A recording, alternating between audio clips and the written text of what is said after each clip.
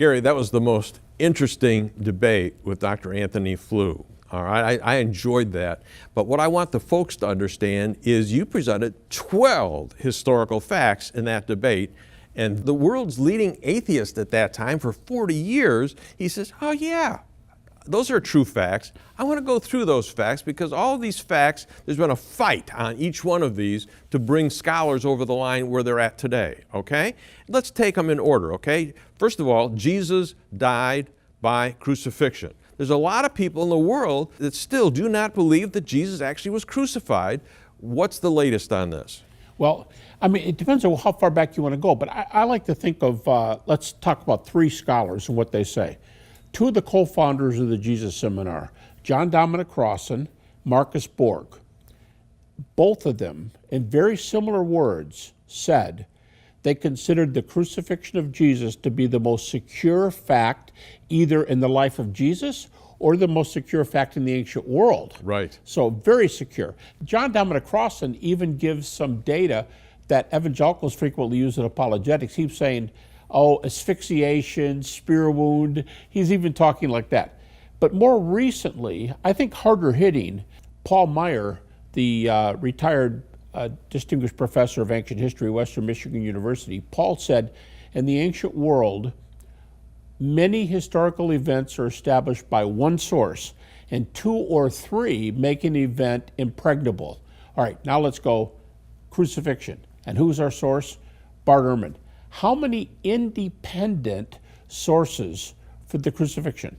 Bart Ehrman lists 15.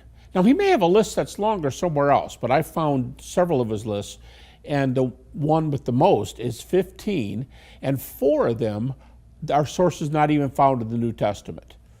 Okay, I'm going to ask you one other question, though, and that has to do with the fact of some people say, well, he didn't really die. And I want to say, if you're a Roman soldier and you have done multiple crucifixions, okay, what are the physical things that you're looking at that made you certain that the person on the cross was actually dead?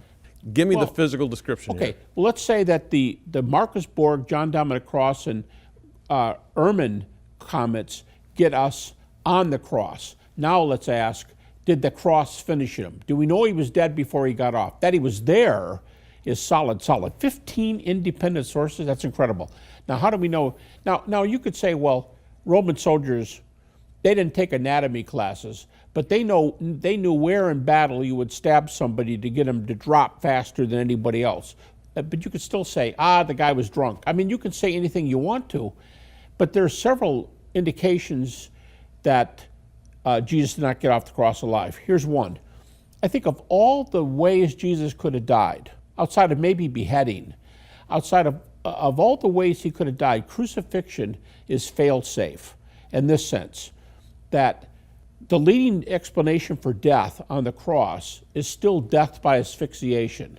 So you push up to breathe, you sink down because of gravity, and it's very painful in your nails in your feet, and you begin asphyxiating again. By the way, even John Dominic Crossan talked about this process again. So if he's low on the cross for any amount of time, you can be a drunk Roman soldier, and you can look up and see he's low and he hasn't moved for 30 minutes.